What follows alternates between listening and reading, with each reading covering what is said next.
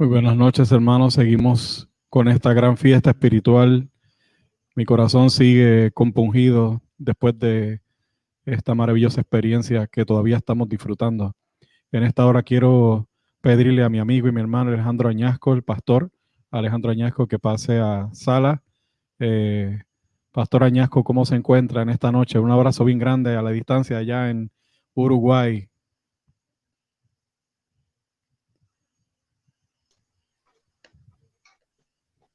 Hola, ¿me escuchan? Perfectamente. Bueno, gloria a Dios. Entonces, estaba escuchando la predicación del pastor Parra y sin dudas es sumamente emocionante lo que Dios puede hacer por cada uno de nosotros si realmente se humilla de corazón para hacer su voluntad. Así es, así es. Quiero presentar formalmente al pastor Alejandro Añasco.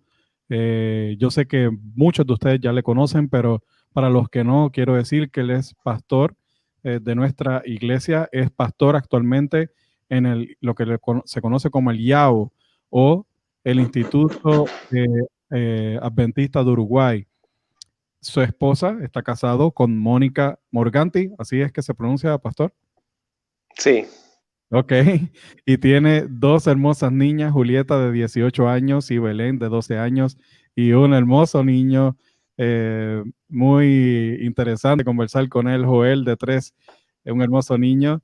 Viven en Uruguay, en el pueblo de Villa Instituto Adventista, y le encanta pasar el tiempo que puede disponer leyendo, paseando y escribiendo. Y en esta hora nos presentará el tema resolución del conflicto de los siglos. Quiero decir, hermanos, antes de dejarle con el resto del tiempo, que si usted quiere conocer más acerca de el pastor Añasco, que sencillamente usted busque en Lifestyle Conquest, ya sea por YouTube o por Facebook, este tema del ateísmo a pastor adventista, del ateísmo a pastor adventista. El pastor Añasco es un tizón arrebatado del fuego, fue durante mucho tiempo un fogoso ateo, pero el Señor ha hecho un gran milagro tras milagro hasta que él aceptó el llamado de ser pastor de su pueblo. Así que, hermanos, es un impactante testimonio que les invito a acompañarle, donde él nos relata con lujo de detalle su historia. Pero en esta noche hay un tema que va a sacudir nuestros corazones y el Señor ha preparado el ambiente y quisiéramos dejarle con el resto del tiempo, Pastor Añasco, que Dios pueda seguir utilizándole como siempre lo ha hecho. Me retiro y que Dios le bendiga una vez más. muy bien. Te agradecería, amigo Héctor, que quizás tú puedas estar viendo para hacer el switch de las diapositivas. Yo las voy pasando aquí, pero para que por las dudas puedan salir las citas en la pantalla. Bueno, buenas noches, queridos amigos, que Dios los bendiga. Yo estoy contento por estar aquí con ustedes, también nervioso, como siempre digo, creo que eso es una buena señal, lo cual significa que no confío en mí mismo, decido confiar plenamente en Dios. Si ustedes pudieran tocar mis manos, se darían cuenta que están sudadas y un poco frías, a pesar del clima caluroso que tenemos, gracias a Dios, aquí en Uruguay. Bien, el tema que yo quiero compartir hoy con ustedes es este que aparece allí en pantalla, la resolución del conflicto de los siglos.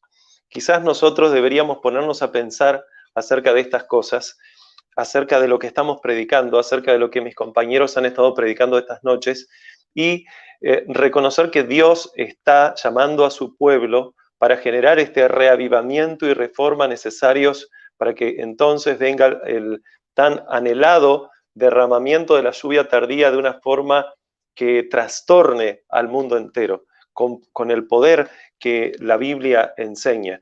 Yo quisiera comenzar por la última diapositiva. No tenía esto pensado, pero yo voy a ir a la última diapositiva. Voy a compartir ahí en pantalla con ustedes y quiero leer esto. Voy a quitar quizás a Karl Lauerter, pero bueno, ahí dice Elena de White algo muy interesante. No se preocupen si comienzo por una cita de la hermana White, porque la Biblia la vamos a utilizar esta noche. Pero antes de comenzar y leer esto, yo quisiera, así como estamos, que podamos hacer una oración. Amado y poderoso Dios que estás en los cielos, gracias porque tú nos amas, porque tú nos bendices. Te ruego en esta hora gloriosa, Señor, en este santo sábado, ya aquí en Uruguay, aunque no es sábado aún en algunos países, que tú puedas bendecir a tu pueblo en la redondez de la tierra. Cada persona que va a escuchar este mensaje, sea en vivo o en diferido, pero que pueda calar hondo en sus corazones y que lleve un revivamiento, el revivamiento que necesitamos como pueblo tuyo. Te ruego, Señor Dios, que tú nos uses, que perdones nuestros muchos pecados, tal cual oraba el pastor Parra, y que tu Espíritu Santo pueda descender sobre nosotros en esta hora. Te lo ruego todo sin merecerlo en el nombre de Jesús. Amén. Quiero leer esta cita que aparece ahí en pantalla, y es algo muy interesante. Elena de White la escribió en 1895, se encuentra en la Review Herald del 19 de marzo, y ella dice lo siguiente: el descenso del Espíritu Santo sobre la iglesia, está hablando del contexto de la lluvia tardía, es esperado como si se tratara de un asunto del futuro, pero es el privilegio de la iglesia tenerlo ahora mismo. Buscadlo, orad por él, creed en él, debemos tenerlo y el cielo está esperando para concederlo. Sin dudas que alguien podrá decir, bueno, pero esto estaba en un contexto en cuanto había una alta posibilidad de que Dios derramase su Espíritu Santo sobre toda la iglesia. Sí, por supuesto que estaba dicho en ese contexto, en el contexto donde Ellen White, Jones, Waggoner y muchos otros estaban predicando. Pero la realidad es que eso también es válido para nosotros hoy, porque el mismo mensaje que ellos predicaron es el mensaje que nos ha quedado por escrito y que se ha estado predicando todas estas noches, y por lo tanto ese rocío, ese inicio del derramamiento de la lluvia tardía que comenzó en 1888, si bien fue frenado en cuanto al poder que iba a implicar la aceptación de ese mensaje, entonces el mundo entero sería trastornado, pero no, Dios no detuvo el mensaje en sí. La esencia de la lluvia tardía, como ayer el pastor Ron lo explicaba cuando hablaba acerca del derramamiento de la lluvia tardía, y también del paralelismo que hay entre la luz y lluvia tardía, entre conocimiento de Jehová y lluvia tardía, o lluvia en esencia, sea temprana o tardía, es una evidencia de que cuanto más nosotros conozcamos a Dios, evidentemente más nosotros nos estamos exponiendo a que el poder de la lluvia tardía, que en este caso el poder de la luz que Dios tiene para con cada uno de nosotros, pueda evidenciarse en nuestras vidas. Yo quería aclarar eso, porque si bien lo voy a volver a tocar al final, pero es algo sumamente importante entender eso, ya que todo esto tiene que ver con la resolución del conflicto de los siglos. Y ahora sí, voy a volver a la primera diapositiva. Bueno, en este caso, a la segunda.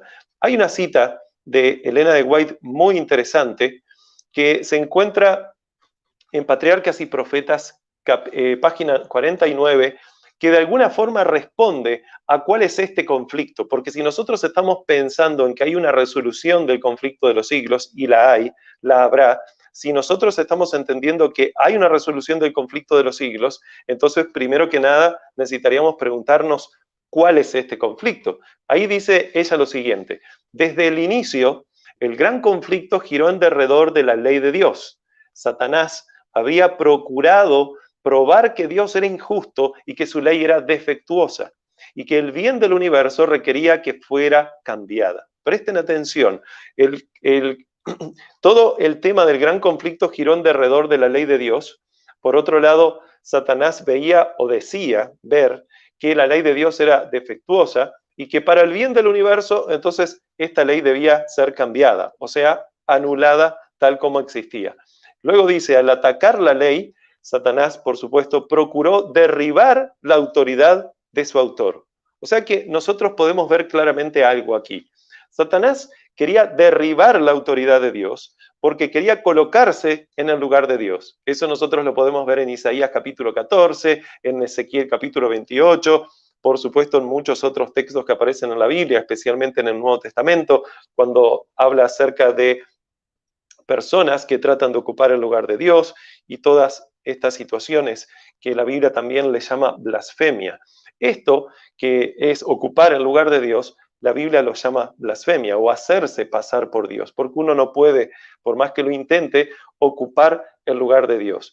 Ahora, qué interesante que esto es lo que ha deseado y como Satanás ha deseado esto y como no logró ocupar el lugar de Dios en el cielo, entonces tentó al ser humano, de acuerdo a lo que sabemos en la Biblia, para que éste haga lo mismo y por lo tanto quiera ser como Dios y ocupar su lugar. Así fue como logró convencer de alguna forma a Eva. Ahora, para poder derribar la ley de Dios, de acuerdo a lo que el texto dice, que aparece ahí en pantalla, era necesario derribar la base del gobierno de Dios. O sea, evidentemente la ley de Dios es la base del gobierno de Dios. Y si él quería quitarle la autoridad a Dios, quería quitarle la autoridad de su gobierno, entonces tenía que echar por tierra de alguna forma esa ley de Dios que la Biblia la presenta como una ley de amor, no una ley tirana ni nada por el estilo. Por lo tanto, para derribar, insisto, la autoridad de Dios, era necesario derribar la ley de Dios. Por eso, la cita que aparece ahí en pantalla, que leímos recién, dice que desde el principio el gran conflicto giró en derredor de la ley de Dios. Pero fíjense ahora esta otra cita que va a aparecer ahí, donde ella, también en Patriarcas y Profetas, en la página 15, en el párrafo 1, dice lo siguiente. Trabajó con misteriosa reserva, está hablando de Satanás. Trabajó con misteriosa reserva. Y luego, denme un segundo que se me... Aquí. Trabajó con misteriosa reserva y por algún tiempo ocultó sus verdaderos propósitos bajo una aparente reverencia hacia Dios. Y luego dice, comenzó insinuando dudas acerca de la ley, de las leyes que gobernaban a los seres celestiales. O sea que el ataque evidentemente era contra la ley de Dios, sugiriendo que aunque las leyes fueran necesarias para los habitantes de los mundos, los ángeles, presten atención, siendo más elevados, no necesitaban semejantes restricciones, porque su propia sabiduría bastaba para guiarlos. Presten atención a eso. Dice que los ángeles, siendo más elevados, no necesitaban semejantes restricciones porque su propia sabiduría bastaba para guiarlos. Ellos no eran seres que pudieran acarrear deshonra a Dios, decía Lucifer. Todos sus pensamientos eran santos y errar era tan imposible para ellos como para el mismo Dios. Sin dudas que Dios es infalible. Entonces Satanás argumentaba diciendo, por cuanto nosotros somos no Dios, pero somos tan perfectos como Dios en nuestra esfera, por supuesto, entonces era tan imposible para ellos errar por cuanto era imposible que Dios errase.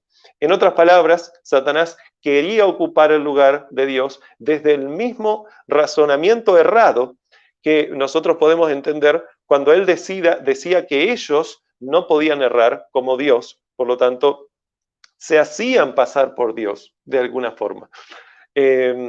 Fíjense que incluso la Biblia enseña, la hermana White enseña, había que resolver el conflicto.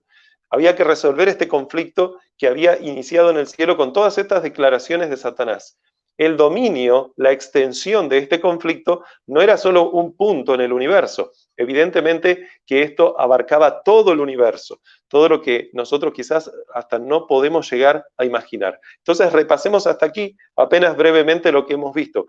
¿Cuál era el conflicto ahora entonces? ¿Cuál era el conflicto al que se estaba exponiendo cada ser en este universo? Por supuesto, Dios también. El conflicto era, en otras palabras, que Satanás puso en duda la justicia de Dios, el amor de Dios, la perfección de Dios, la veracidad de Dios, la ley, por lo tanto, de Dios. Ahora, antes de continuar, fíjense que Satanás puso en duda la ley de Dios diciendo de que, como les mencioné anteriormente, de acuerdo a la cita de Elena de White, ellos, si Dios era perfecto y no podía errar, entonces ellos tampoco.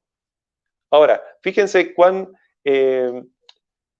ilógico terminaba siendo este razonamiento. Me voy a tener apenas un momento, en este argumento que Satanás planteaba, porque el argumento de Satanás era, que errar era tan imposible para ellos como para el mismo Dios. Por lo tanto, Satanás reconocía que Dios no podía errar. Así que, si Dios no podía errar, ¿por qué entonces Satanás estaba enseñando que Dios estaba errando? ¿Se dan cuenta? Satanás enseñaba que Dios erraba al requerir que se guardara una ley. Si Dios no podía errar, ¿cómo era que ahora estaba errando? ¿No sería que el que estaba acusando a Dios de estar errando era quien realmente erraba? ¿Cómo se podría confiar, por lo tanto, es una pregunta lógica, en una criatura que basaba su infalibilidad, que Satanás decía eso, en que esta infalibilidad es por causa de que esta criatura es a imagen de la infalibilidad de un Dios que ahora, por algunas razones extrañas, era acusado de no ser infalible? Esto que parece un juego de palabras realmente muestra el error en el que estaba incurriendo Satanás en esa falsa acusación, en esa acusación a Dios. Ahora, entonces debemos seguir preguntándonos, ¿cómo se resolvería este conflicto? Porque si para resolver el conflicto de los siglos, si para resolver esta situación de la acusación que Satanás trajo contra Dios, había que hacer algo, entonces es cómo se resolvería el conflicto, cómo se resolvería la acusación de Satanás de que Dios es injusto. Fíjense que eliminar a Satanás y a sus seguidores no solucionaba el problema en absoluto, porque el problema ya no estaba, fíjense en esto, el problema ya no estaba en Satanás y sus ángeles caídos solamente. Claro que ellos tenían un problema. La cuestión aquí es que lo que había dicho Satanás había manchado el concepto que podría llegarse a tener de Dios por parte de sus criaturas inteligentes. Ángeles no caídos y seres de otros mundos, evidentemente que corrían peligro de que quizás en esa situación de duda podrían llegar a terminar como Satanás y sus ángeles completamente enemistados con Dios. Sobre esto es interesante que Elena de White dice en la página 49 de Patriarcas y Profetas que en el curso del conflicto, en este curso del conflicto, porque no se podía eliminar a Satanás así nomás, en el curso del conflicto habría de demostrarse si los estudios divinos, si los estatutos divinos eran defectuosos y sujetos a cambios o perfectos e inmutables. Fíjense, repito, en el curso del conflicto habría de demostrarse si los estatutos divinos eran defectuosos y sujetos a cambios o perfectos e inmutables. Quiero decirles algo antes de continuar. Mi celular muy probablemente se va a apagar. Esto no me ha pasado antes, pero en el día de hoy se está apagando. No sé si, Héctor, disculpa que voy a interrumpir.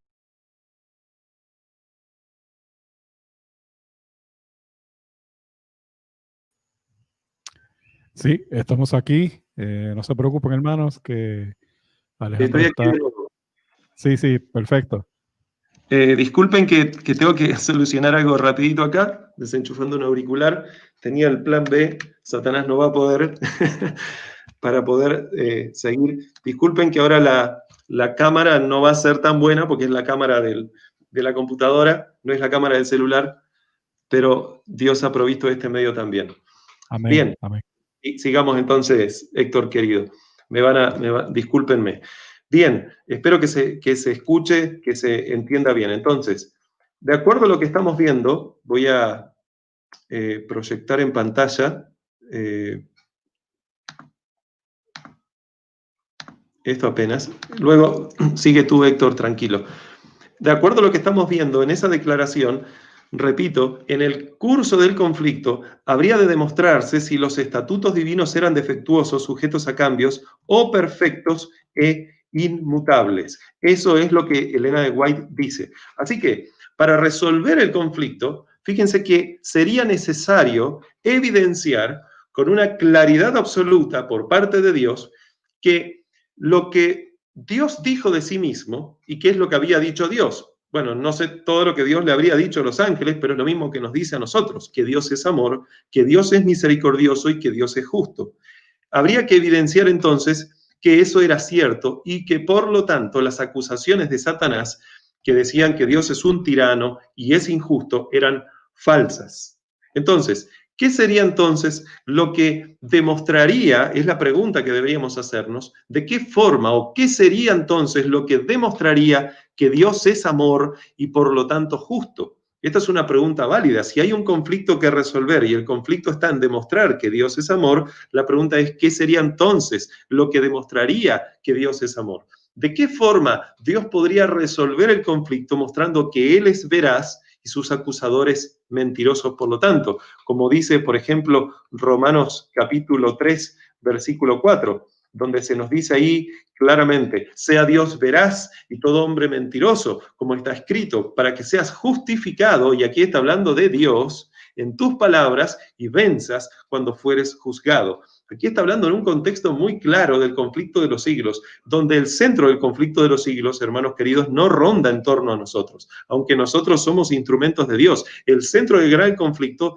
ronda en torno a Dios, ronda en torno a Dios es justo o no es justo. Y como Dios no es arbitrario y no quiere que nosotros sencillamente le obedezcamos porque Él dijo y punto, aunque de todas formas podemos obedecerle creyendo a su palabra, pero como Él es un Dios de amor y es un Dios que quiere que nosotros tengamos fe en Él, pero basado en evidencias, es que ocurre toda esta escena de juicio en el cual Él es el principal acusado. Nosotros muchas veces creemos que la escena de juicio que comienza en la Biblia, bueno, que aparece en la Biblia, en Daniel capítulo 8, 7, capítulo 8 también, en donde el juez se sentó, los libros fueron abiertos y todo lo demás, incluso este versículo que está saliendo en pantalla, tiene que ver exclusivamente con el ser humano, pero nada más lejos de la realidad, y eso es lo que vamos a ver ahora a continuación. Pero fíjense entonces, dice ahí, sea Dios veraz y todo hombre mentiroso, como está escrito, para que seas justificado, está hablando de Dios, que Dios tenía que ser justificado en tus palabras, y venzas cuando fueres juzgado. O sea, el problema, en otras palabras, se resolvería cuando Dios fuese hallado justo en sus palabras, por lo tanto, fuese justificado cuando fuere llevado a juicio. Y aclaro algo. La evidencia de que las palabras que decimos nosotros como seres humanos o el mismo Dios son veraces o verdaderas está en la acción. Cuando estas palabras, que pueden apenas ser teoría, se transforman en práctica. En la demostración que verifica si esas palabras son fieles y verdaderas o mentirosas. Así que tendría que evidenciarse en la práctica que las palabras pronunciadas por Dios eran veraces, y esto justificaría a Dios anulando el efecto que había generado en la mente de las criaturas inteligentes estas acusaciones de Satanás acerca de Dios. O sea que se tendría que evidenciar a través de algo que estas acusaciones de Satanás eran mentirosas, y entonces lograr que las mentes de las criaturas inteligentes estuvieran aseguradas en Dios y no fuera o lejos de Él. En otras palabras, ahora era necesario, por lo tanto, y acá viene una palabra que nosotros hemos escuchado muchas veces, ahora, si lo que tenía que suceder era justificar a Dios, entonces ahora lo que era necesario era vindicar el carácter de Dios. ¿Delante de quiénes? Delante de todo el universo, que no es otra cosa, en otras palabras, que justificarlo. Eso en esencia es vindicar el carácter de Dios. Entonces, entendido esto, avancemos.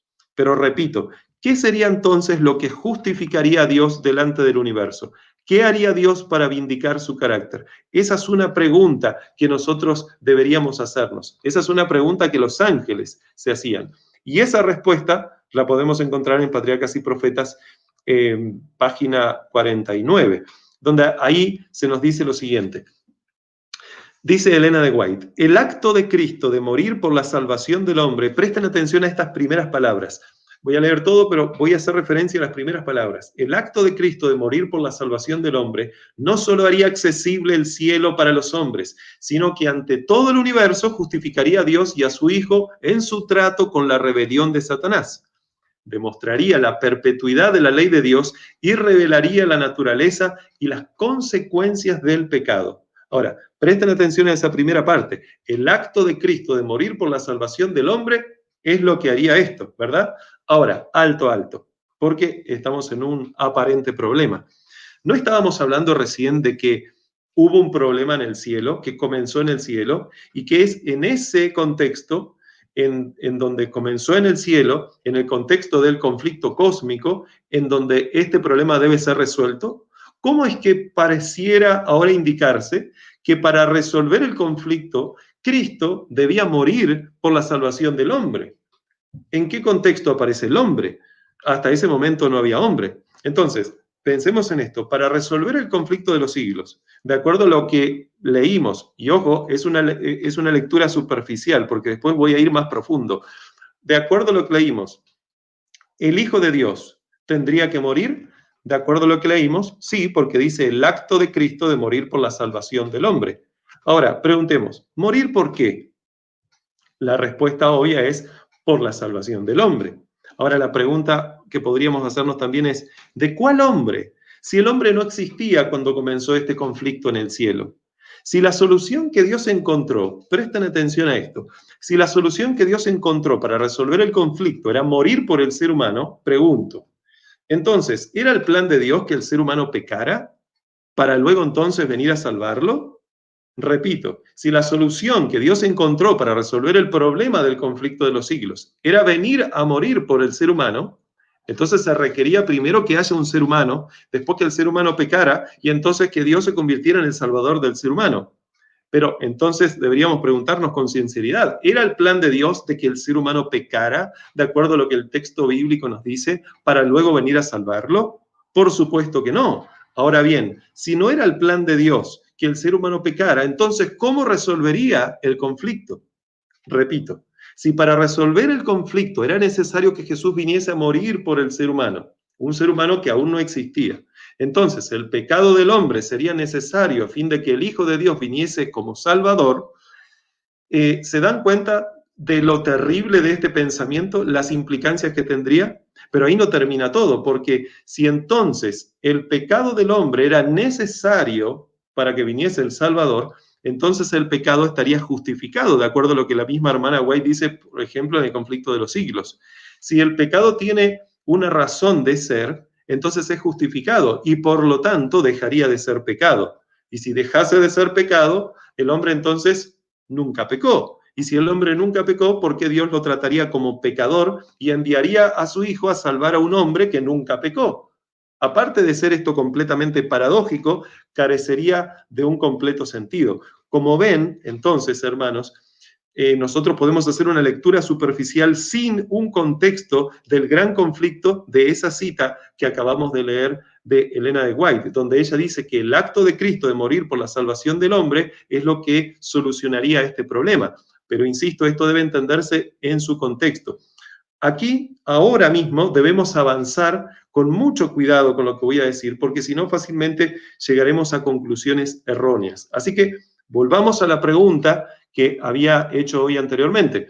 ¿Cuál era el problema a resolver? Respuesta, la acusación de Dios por parte de Satanás. ¿Y cuál era la solución? Si decimos que era crear una raza que cayera en el pecado, así Dios enviaba a su Hijo para salvar al hombre del pecado y de la muerte, estamos diciendo entonces que el pecado fue necesario, lo cual es lo cual al mismo tiempo sería una contradicción, porque entonces no sería pecado, de acuerdo a lo que vimos anteriormente. Pero como sea, sería necesario, si ese fuese el caso. Si fuese así, entonces me disculpan, amigos, pero ese no es el Dios de la Biblia. En la Biblia no se presenta el pecado como necesario bajo ningún punto de vista. Es todo lo contrario. El pecado es intruso al plan de Dios.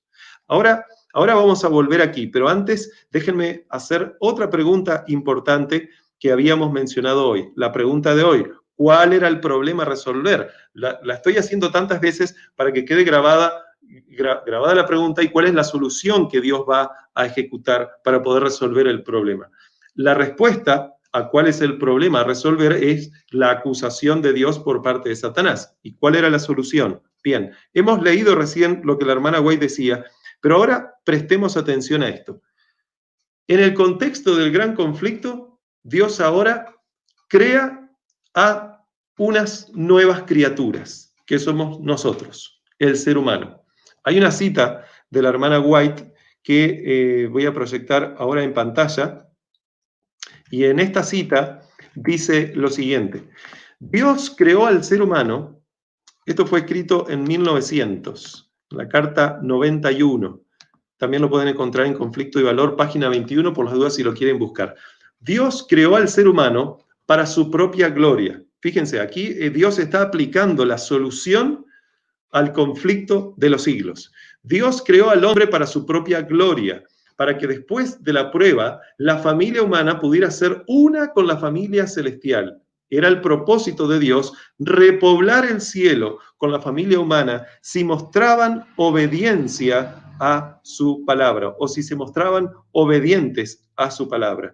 Aquí, evidentemente, esto indica que entonces primero vino un vaciamiento de alguna forma de un grupo de seres angelicales, en este caso que sabemos que es Satanás y sus ángeles. Entonces Dios crea al ser humano para repoblar el cielo. La vez pasada estaba hablando acerca de esto y una persona me consultaba y me decía, ¿qué significa eso? Que primero ocurrió el pecado en el universo y después, o sea, primero Satanás pecó y los ángeles y todo lo demás, y después entonces Dios creó al ser humano. Exactamente, eso es lo que el texto nos dice. No tengo tiempo ahora para mostrar por qué esto es así, pero lo tengo anotado aquí, pero no dispondría ahora del tiempo para que no se haga muy tarde, pero sí tenemos suficiente evidencia para entender y creer que así fue, que primero vino el mal en el universo, entonces Dios creó al ser humano. Dicho sea de paso, pocas horas después, o minutos, vaya a saber, después que crea al ser humano, en este caso a Adán, le dice, mira, de aquel árbol que se llama el árbol del conocimiento del bien y del mal, no tienes que comer. Bueno, si había tal árbol del conocimiento del bien y del mal, entonces significa que existía el concepto de mal en el universo, algo que antes del pecado no había existido, era algo nuevo para los seres angelicales. Entonces, la pregunta nuevamente es, ¿resolvería el problema de la acusación crear personas que ocuparan los lugares vacíos dejados por los ángeles caídos? A ver, pensemos lo siguiente, había una guerra espiritual muy grande y a Dios se le ocurre crear nuevas criaturas. Ahora, ¿a quién de ustedes, amigos que nos escuchan, si estuvieran en una guerra, quién de ustedes traería un hijo al mundo de forma planificada? Porque pueden aparecer de forma accidental, como muchos. Pero, ¿qué tal si lo pensamos de forma planificada? Porque el ser humano no es un accidente en el plan de Dios. El ser humano es alguien que aparece en escena planificadamente. Así que, ¿quién de nosotros, en una escena de guerra, en un contexto de guerra, traería vida a este mundo? Para nosotros eso podría ser una irresponsabilidad. Ahora, Dios planifica todo lo que hace. Dios tiene un propósito para todo lo que hace. Así que si había un conflicto que resolver, y lo había, suena lógico entonces que si Dios crea luego a nuevas criaturas es porque tiene como objetivo que haya una conexión en la resolución de ese conflicto con esas criaturas. Pareciera que esas criaturas vendrían como una posible, por lo menos hasta donde la lógica nos permite entender, resolución al conflicto de los siglos. Fíjense, la relación que hay entre la caída de Lucifer y un tercio de los ángeles con la creación del ser humano quedó evidenciada en esta cita que leímos recién, que decía claramente que era el propósito de Dios repoblar el cielo con la familia humana. Pero la pregunta válida es, ¿cómo se resolvería el problema al crear al ser humano? Recuerden que el problema era en cuanto a la justicia de Dios. Satanás no le había, de acuerdo a lo que sabemos, dado gloria en el cielo, por lo menos a partir de que comenzó a pecar, y había colocado una sombra de duda sobre el carácter de Dios. Por lo tanto, era necesario quitar esa sombra de duda, justificando de esa forma a Dios, lo cual, otra forma de decirlo, es vindicando su carácter y glorificando su nombre. Así que, dicho eso así, noten ahora esa misma cita que aparece en pantalla, pero yo la tengo subrayada un poquito diferente en la parte de arriba, porque en esa parte de arriba, que es la misma cita que yo cité en pantalla, van a ver algo interesante. La parte de abajo decía que era el propósito de Dios repoblar el cielo con la familia humana, pero notemos la primera parte. Dice, Dios creó al hombre para su propia gloria.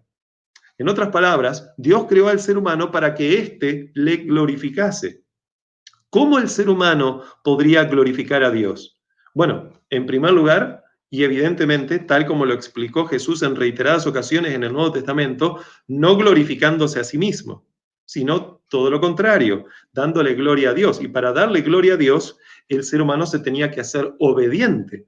Por eso es, y voy a proyectar otra cita más, no una cita, un texto bíblico, es que Apocalipsis capítulo 14, versículos 6 y 7, dice claramente: vi volar por el medio del cielo a otro ángel que tenía el evangelio eterno para predicarlo a los moradores de la tierra, a toda nación, tribu, lengua y pueblo.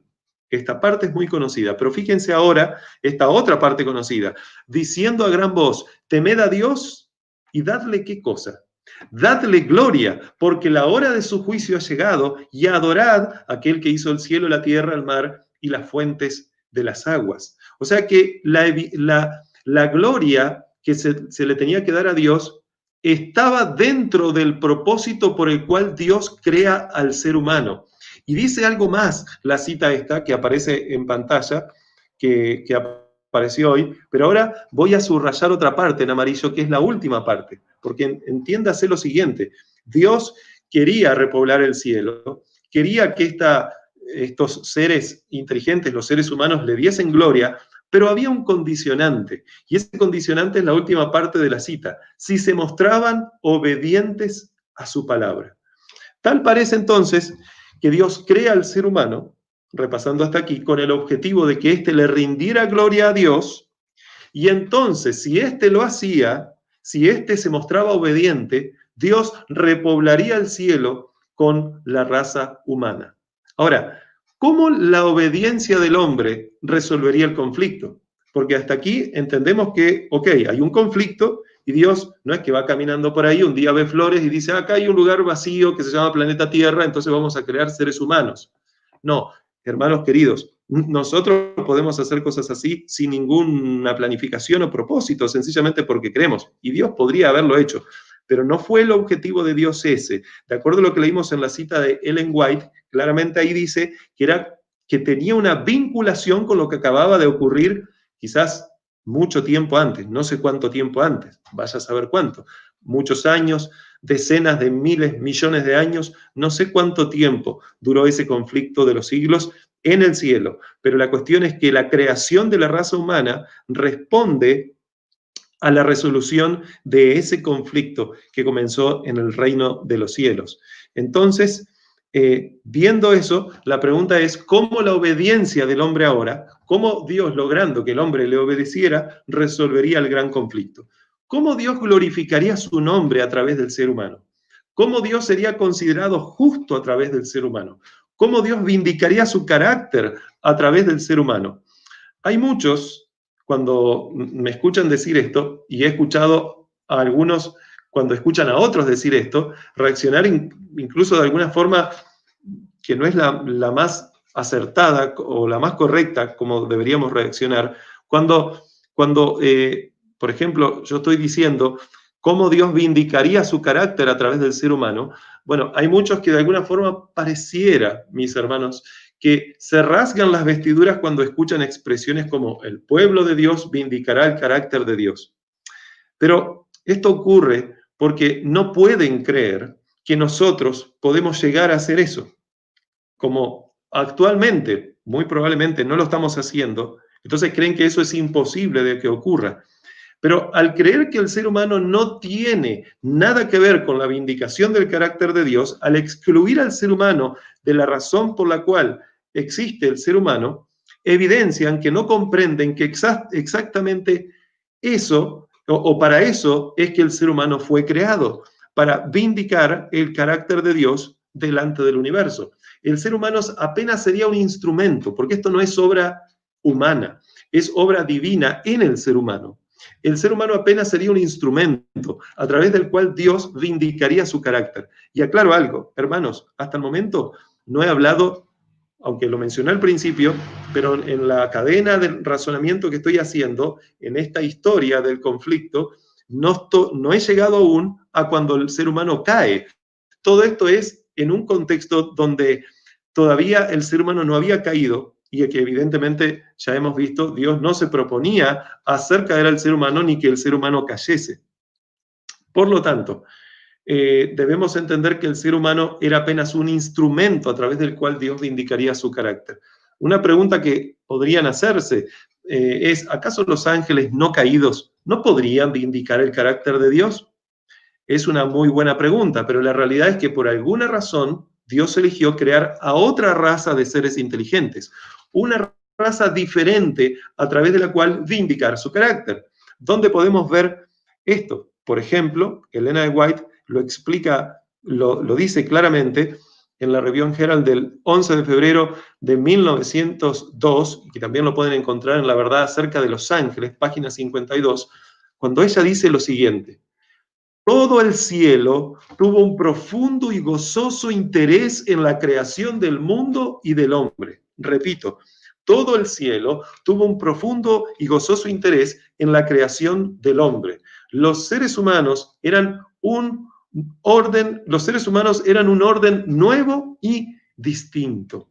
Fíjense, si los seres humanos eran de un orden nuevo y distinto, es que eran diferentes a todas las criaturas que habían conocido antes, o sea, las criaturas que los ángeles habían conocido. Si los seres humanos, o sea, si los ángeles estaban viendo un grupo de seres, que en este caso éramos nosotros, bueno, nosotros en el sentido genérico, como seres humanos, si los seres humanos eran de un nuevo orden y distinto, entonces es que eran diferentes a todas las criaturas conocidas hasta ese entonces. Por lo tanto, había características que tenía el ser humano que generaron, parece, de acuerdo a lo que el texto dice de la hermana White, gozoso y profundo interés. ¿Qué sería lo que el ser humano tenía que diferenciaba al ser humano del resto de las criaturas que los ángeles estaban tan expectantes? Es una pregunta que cada uno de nosotros debería hacerse. Recuerden que el conflicto había comenzado por la rebelión en el cielo, que había generado tristeza en el corazón de los ángeles no caídos, y probablemente se preguntarían los ángeles no caídos cómo Dios resolvería este gran conflicto que afectaba a todo el universo. ¿Qué había de diferente, por lo tanto, en el ser humano que llamó tanto la atención de la hueste angélica? Porque mientras existía pecado en el universo, así como hoy en día existe, los ángeles no creo que estuvieran muy tranquilos.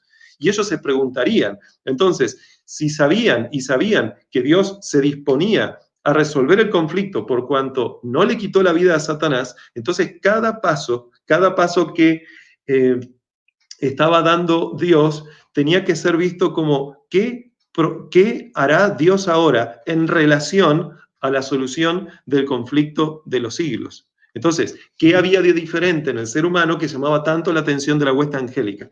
Bueno, aquí es donde debo reconocer mis limitaciones como ser humano. Yo no estoy seguro, mis hermanos, si estamos en la posición de disponer de una cabal información para responder a esa pregunta. Pero lo interesante es que Génesis capítulo 1, versículo 26, dice que Dios creó al hombre a su imagen y semejanza. Y luego en el versículo 27 agrega algo más agrega que sin dudas es sumamente llamativo, y es esto que aparece allí en pantalla. En Génesis capítulo 1, versículo 27, dice, y creó Dios al hombre a su imagen de Dios lo creó, y luego aclara algo interesantísimo, varón y hembra los creó. Es interesante que en este libro, La verdad acerca de los ángeles, inmediatamente después de que los compiladores colocaron la oración anterior, la oración que que les leí hoy anteriormente acerca de que ellos estaban expectantes, inmediatamente después los compiladores agregaron otra cita. Esta cita se encuentra en Review and Herald del 3 de diciembre de 1908. Y esa cita dice lo siguiente: formada a la imagen de Dios, dice Ellen White, la familia humana es, después de los ángeles, la más noble de sus obras creadas. Formada a la imagen de Dios. ¿Significa esto que las demás criaturas no fueron creadas a imagen de Dios? No estoy diciendo eso, pero podría ser. Quizás la distinción particular entre el ser humano y el resto de las criaturas estaba en la posibilidad de que el ser humano podía procrear, podía ser participante de la creación de otros seres. Quizás Dios podría utilizar al ser humano y el mundo como una muestra en miniatura de Dios, sus hijos y el universo. No sé completamente cómo era el plan A. ¿Y por qué no lo sé? Porque ese plan A fue interrumpido, mis hermanos. Pero Dios tenía un plan A. ¿Por qué fue interrumpido el plan A? Fue interrumpido cuando Adán y Eva pecaron. Pero sin dudas, el ser humano fue creado con un propósito muy especial en relación a la solución del gran conflicto. Por eso eran criaturas diferentes, distintas y nuevas. Y entonces, ahora sí, mis hermanos, algo sucedió.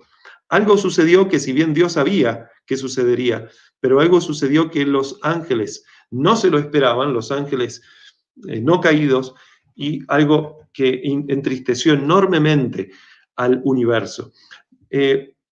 Ahora, en vez de haber un problema, que el problema era que Satanás había acusado a Dios y ahora la solución era vindicar el carácter de Dios, ahora en vez de haber un problema, por lo cual era necesario, insisto, vindicar el carácter de Dios delante del universo, ahora se había agregado otro problema.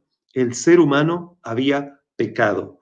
Y me gustaría que ustedes puedan ver esa escena a través de las palabras de Ellen White, que se encuentran a continuación, donde ella dice lo siguiente: la caída del hombre llenó todo el universo de tristeza. La caída del hombre llenó todo el universo de tristeza. El mundo que Dios había hecho quedaba mancillado por la maldición del pecado y habitado por seres condenados a la miseria y a la muerte.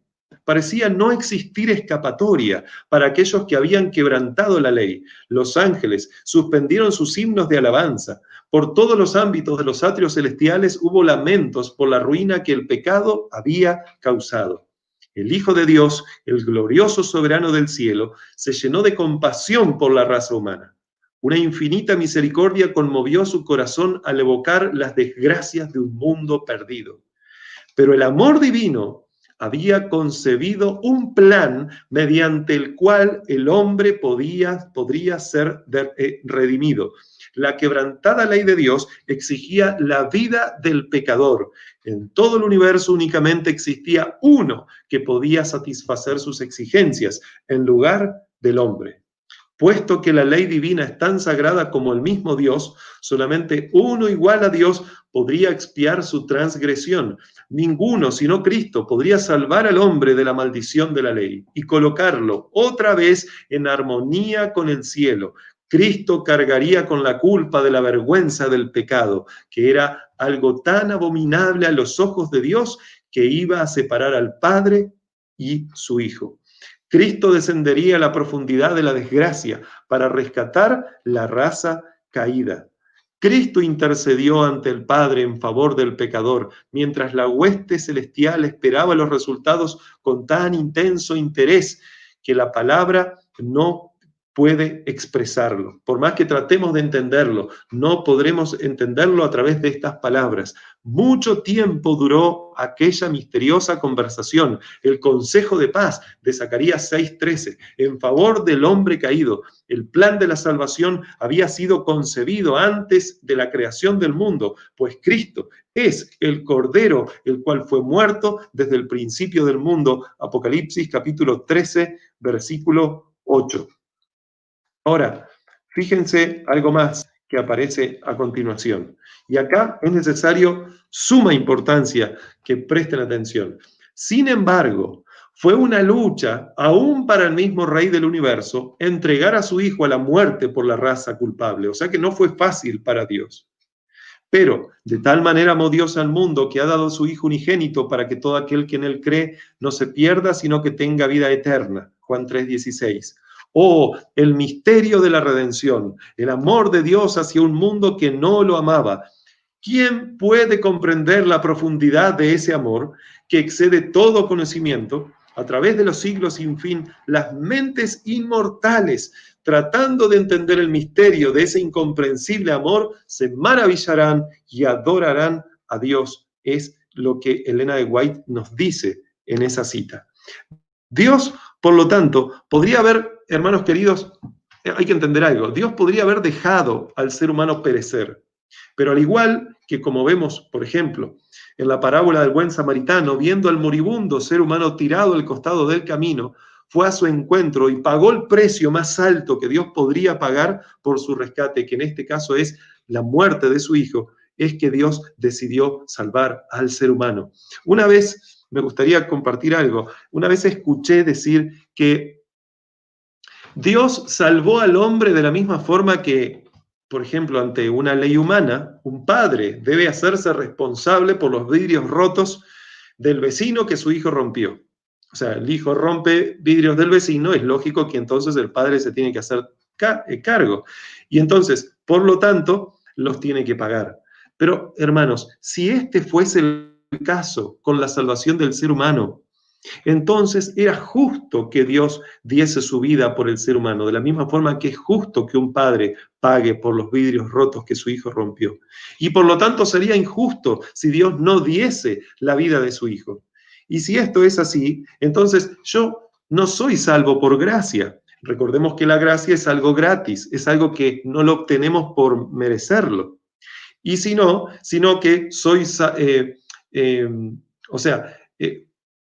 de acuerdo a lo que veníamos diciendo, yo no sería en este contexto salvo por gracia. Y si yo no soy salvo por gracia, entonces ¿por qué es? Por merecimiento. Y en este caso, merezco que alguien por lo menos muera por mí. Merezco que Dios dé la vida de su hijo por mí. En otras palabras, yo merecería ser salvo. Yo merecería que Dios me salvase. Dios debía pagarme lo que me debía y lo hizo con la vida de su hijo. Esto, hermanos queridos, atenta directamente contra el concepto de la salvación por la gracia, por gracia, que podemos encontrar a lo largo de la Biblia, como dice claramente en otros lugares, por ejemplo, no por obras, sino por gracia, e insiste que es por gracia. La Biblia enseña que el don de su Hijo es el regalo inmerecido que Dios ha concedido al ser humano para que éste tenga la oportunidad de ser salvo. Ahora, si este regalo hubiese sido porque Dios estaba en una situación que moralmente lo obligaba a dar la vida de su amado Hijo por el ser humano caído, entonces no fue por amor, aunque hubiese habido amor de todas formas, y no fue por gracia, sino por merecimiento.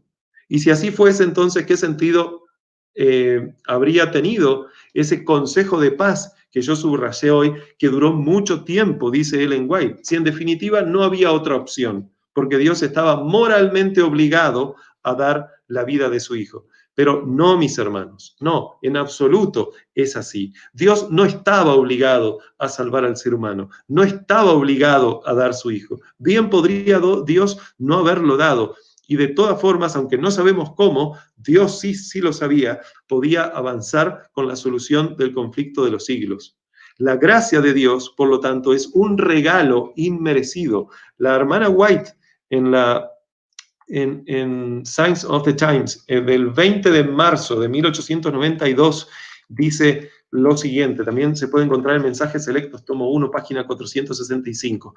La gracia es un favor inmerecido y el creyente es justificado sin ningún mérito de su parte. Y luego dice, sin ningún derecho que presentar ante Dios. Y hay decenas de estas citas, aparte de los textos de la Biblia, citas de Ellen White, que confirman que la gracia era inmerecida. Dios no estaba obligado a hacer eso. Dios lo hizo por amor. Debemos entender entonces que cuando Ellen White dice en esa cita que leímos hoy, que dice que el acto de Cristo de morir por la salvación del hombre no solo haría accesible el cielo para los hombres, sino ante todo el universo justificaría a Dios y a su Hijo en su trato con la rebelión de Satanás y demostraría la perpetuidad de la ley de Dios y revelaría la naturaleza y las consecuencias del pecado. Ella aquí no está diciendo bajo ningún punto de vista que Cristo estaba obligado a venir a morir por el ser humano, porque si así fuese, y ya lo he mencionado anteriormente, tendríamos dos problemas. Problema número uno, que la gracia no sería inmerecida y por lo tanto ya no sería gracia. Y problema número dos, es que se requeriría de criaturas a quien salvar, y en este caso estamos hablando del ser humano, cuando no había a un ser humano en el universo y por lo tanto eso implicaría que habría de ser necesario el pecado del ser humano para que entonces viniese un Salvador, contradicción muy grande. La cita de Ellen White, que está ahí apareciendo en pantalla, está escrita de esa forma que aparece al principio, donde dice el acto de Cristo de morir por la salvación del hombre como la solución al gran conflicto. Fue escrito de esa forma porque contiene ahora un elemento adicional que no contenía antes de la caída del ser humano. El elemento adicional es que no solo la vindicación del carácter de Dios era necesaria, sino, si era la voluntad de Dios, también la salvación misma del ser humano. En ese sentido, Jesús entonces vendría a hacer las dos cosas. No solo vindicar el carácter de Dios, sino salvar al ser humano. O al revés, no solo salvar al ser humano, sino vindicar el carácter de Dios. Y hay una cita muy impresionante que aparece en Patriarcas y Profetas, que explica esto justamente. En Patriarcas y Profetas, en la página 49. Elena de White dice lo siguiente.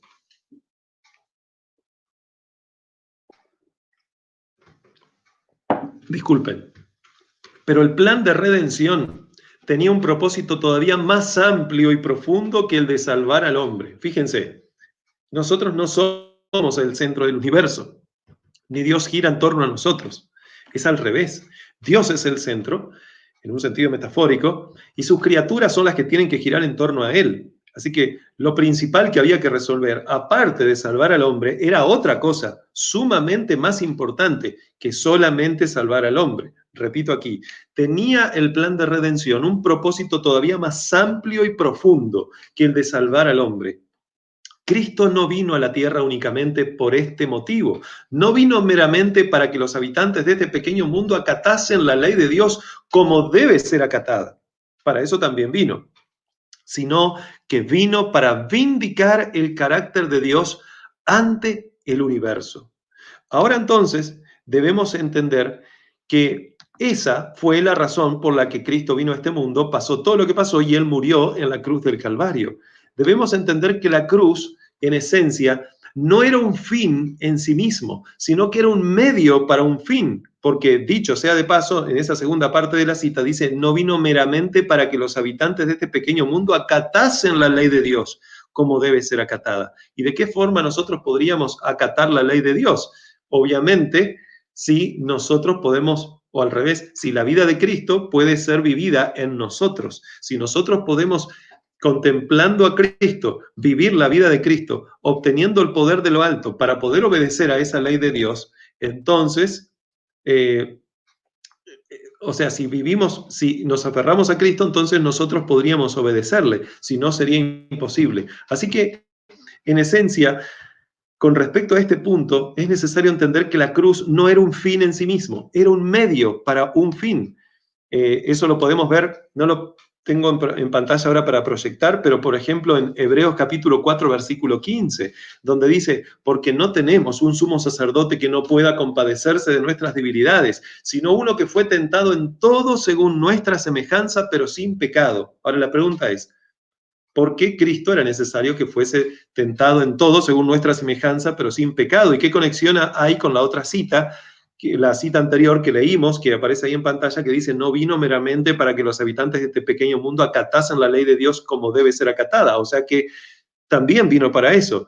¿Qué relación tiene Hebreos 4:15? ¿Por qué Jesús tenía que ser tentado en todo según nuestra semejanza? No la semejanza de los ángeles, no la semejanza de Adán no caído, sino que el escritor, que en este caso es Pablo, se está incluyendo y dice nuestra semejanza, pero sin pecado. Y el versículo 16 responde, dice, acerquémonos pues confiadamente al trono de la gracia para alcanzar misericordia y hallar gracia para el oportuno socorro. O sea que Jesús fue tentado en todo conforme a nuestra semejanza para que cuando nosotros fuésemos tentados podamos alcanzar misericordia y gracia para que Dios venga a socorrernos, entonces no pequemos. Miren lo que dice Elena de White en otra cita que se encuentra en Patriarcas y Profetas en la página 44. Dios se iba a manifestar en Cristo. Dios estaba en Cristo reconciliando consigo al mundo. El hombre se había envilecido tanto por el pecado que le era imposible por sí mismo ponerse en armonía con aquel cuya naturaleza es bondad y pureza. Pero ahora fíjense, pero después de haber redimido al mundo de la condenación de la ley, esto es lo que ocurriría. ¿En qué momento Dios se dispone de redimir, que el mundo sea redimido de la condenación de la ley? Esto es obviamente lo que ocurriría de una forma especial en la cruz del Calvario. Entonces dice ella, pero después de haber redimido al mundo de la condenación de la ley, Cristo entonces podría impartir poder divino al esfuerzo humano. Por supuesto, Él viene a este mundo, Él muere por nosotros, Él resucita, Él nos otorga su poder y ahora entonces ese poder divino unido al esfuerzo humano puede hacer cosas. Por eso dice ella, así mediante el arrepentimiento ante Dios y la fe en Cristo, los caídos hijos de Adán, ¿los quiénes? Los caídos hijos de Adán podrían convertirse nuevamente en hijos de Dios. Primera de Juan, capítulo 3, versículo 2. Esto está en Patriarcas y Profetas, página 44. Ahora, la pregunta es, si la cruz era un medio para un fin, entonces, ¿cuál era ese fin? Parte de ese fin lo acabamos de mencionar recién, obedecer a Dios. ¿Pero por qué era necesario obedecer a Dios? ¿Cuál era el fin? Acuérdense cómo comienza el conflicto. Acuérdense que en el contexto del gran conflicto, Dios crea al ser humano. Así que, ¿cuál era ese fin? Recuerden amigos, que el principal objetivo de la creación del ser humano era la vindicación del carácter de Dios delante de todo el universo. El fin seguía siendo el mismo, solo que ahora había aparecido otro problema, la caída del hombre, y Dios decidió entonces poner en práctica el plan de redención, lo que podríamos hoy en día llamar el plan B. Así que ahora que al hombre se le daba el poder para poder vencer al pecado, a través de la justicia de Cristo, de la vida de Cristo viviendo en el ser humano, como dice Pablo en Gálatas capítulo 2, versículo 20, es que entonces el ser humano podía hacer lo que debía hacer y la razón por la cual Dios lo había creado. Ahora que al hombre se le daba ese poder para vencer el pecado, es que se podía avanzar. Por lo tanto, el hombre, una vez que Cristo muriese y otorgase su poder, incluso fue otorgado por fe desde antes de que muriese, pero se efectivizó en el momento de su muerte, luego de la resurrección, y la vida de Cristo pasa a los seres humanos que lo aceptan. Entonces, en ese momento, el hombre, acuérdense, como leímos anteriormente, sería capacitado para cumplir con el propósito por el cual fue creado. ¿Que cuál es? Pregunto nuevamente. Pueden escribir en sus comentarios. Vindicar el carácter de Dios delante del universo. Así que no deberíamos estar rasgándonos las vestiduras. Todo lo contrario, porque no hay mérito alguno en el hombre. No es que el hombre debería gloriarse por eso. Dios lo creó como un instrumento al cual ama, por supuesto. Lo ama tanto que dio la vida de su hijo por el ser humano. Pero es Dios, a través del instrumento humano, que decidió vindicar su carácter. Dios lo podría haber hecho de otra forma, pero decidió hacerlo de esa forma. ¿Y quiénes somos nosotros para decir, no, eso es imposible? ¿Cómo es que nosotros decimos una cosa cuando los textos de la Biblia, los textos de la hermana White son tan claros? Insisto, hay personas que les asusta esta idea, les parece incluso hasta una herejía, pero reconozco, nuevamente repito lo siguiente, así lo consideran por no comprender que el hombre fue creado con ese propósito, no solo para llenar lugares vacíos. La obediencia del ser humano era clave en todo este contexto, hermanos. Pero solo el ser humano podría obedecer si su corazón era cambiado, de un corazón de piedra a un corazón de carne. Recuerden que el cielo sería repoblado si el ser humano pasaba la prueba. ¿Y cuál era esa prueba? Bueno, evidentemente había una prueba que pasar. Leímos recién en el texto que decía que Dios iba a repoblar el universo si el ser humano obedecía. Y al ser humano se le colocó una prueba. ¿Cuál era esa prueba? Bueno, esa prueba aparece ahí en pantalla y ustedes la conocen. Génesis capítulo 2, versículos 16-17. Dice, y mandó Jehová Dios al hombre, diciendo, de todo árbol del huerto podrás comer, mas del árbol de la ciencia del bien y del mal no comerás, porque el día que de él comieres, ciertamente morirás. Los seres angélicos no caídos y los seres de otros mundos, imagínense esta escena, acababa hace un tiempo de pecar Satanás y sus ángeles, fueron echados del cielo, ahora Dios crea nuevas criaturas, que son los seres humanos, había expectación en todo el universo en cuanto a qué harían estas nuevas criaturas y por qué Dios las creó con esa diferente al resto y por qué era necesario todo eso. Ahora imagínense que los seres angélicos y los seres de otros mundos tenían ahora todo derecho a saber de alguna forma evidente, porque ellos no podían ver el futuro como Dios lo ve, si estos seres humanos que Dios creó no se convertirían tarde o temprano en otros Satanás, por decirlo de alguna forma, y pondrían nuevamente en peligro el universo. Por eso entonces Dios colocó un árbol. No porque Dios no supiera lo que iba a suceder, sino porque las criaturas inteligentes del cielo tenían que estar seguras y tranquilas, y Dios quería esa tranquilidad y seguridad. El ser humano entonces peca. Ahí aparece tristemente el pecado del ser humano. El ser humano pecó, pero ahora que tenía la posibilidad de ser redimido, sería necesario volver a colocar al ser humano en una prueba para demostrar si el ser humano ahora rescatado podía obedecer a Dios. O sea, el ser humano cae en el pecado y no crean que porque cayó en el pecado entonces los planes de Dios se echaron a perder. No, el que se echó a perder fue el ser humano, pero no los planes de Dios. Dios ahí tenía dos opciones: o enviaba a su hijo a salvar al ser humano, o no lo hacía, y entonces vindicaría su carácter de otra forma. Pero de tal manera amó Dios al mundo que envió a su Hijo unigénito, para que todo aquel que en él crea no se pierda, sino tenga vida eterna. Insisto, Dios no miró para el costado y dijo, bueno, este ser humano pecó, sigamos avanzando. No, Él lo miró, eran sus hijos, Él los amaba, Él no quería que se perdieran para siempre. Y Él entonces decide seguir avanzando con el plan del ser humano, pero ahora teniendo que enviar a su amado Hijo Jesús. Estos días mis compañeros leyeron una cita que ahora les voy a compartir y que varias veces uno puede leer cuando estudia estos temas. Pero fíjense, ahora que el ser humano había pecado y Dios ahora lo había rescatado, ahora que al ser humano se lo capacitaba nuevamente para obedecer, ahora entonces se debía colocar al ser humano otra prueba, como mencioné anteriormente, para demostrar si el ser humano ahora rescatado podía obedecer a Dios. Y si obedecía a Dios, el plan anterior continuaba, que era repoblar al mundo, al universo con el ser humano, y entonces el universo sería repoblado, pero para esto, con seres humanos, pero para esto era necesario que el ser humano obedeciese. En la cita que yo les quiero leer ahora, es una cita que mis compañeros estos días han leído, pero leámosla nuevamente, pero ahora en el contexto de la resolución del conflicto de los siglos. Fíjense, el ser humano tenía que ser capacitado para poder obedecer y entonces vindicar el carácter de Dios, la razón por la cual el ser humano había sido creado para repoblar el universo con ciertas características que no sabemos bien cuáles eran en esencia las que distinguían al ser humano de los demás seres, porque no tenemos, creo yo, por el momento, una luz cabal como para poder decir eran estas y aquellas, pero sí el ser humano iba a vindicar el carácter de Dios, pero se necesitaba obediencia. Y ahora que el ser humano había caído y Dios lo rescata, se sigue requiriendo obediencia. Por eso es que voy a leer esta cita que aparece ahí en pantalla.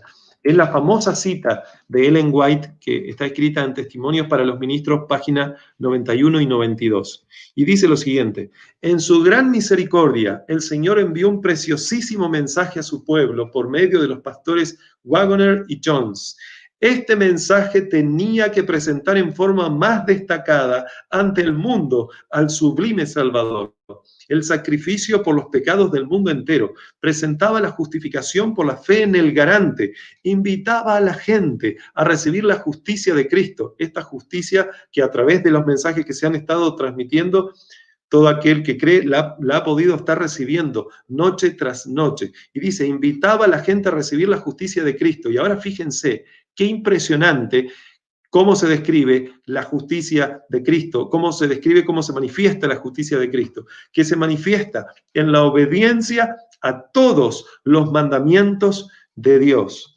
¿Recuerdan la cita anterior? Fíjense, era el propósito de Dios repoblar el cielo con la familia humana si se mostraban obedientes a la palabra de Dios.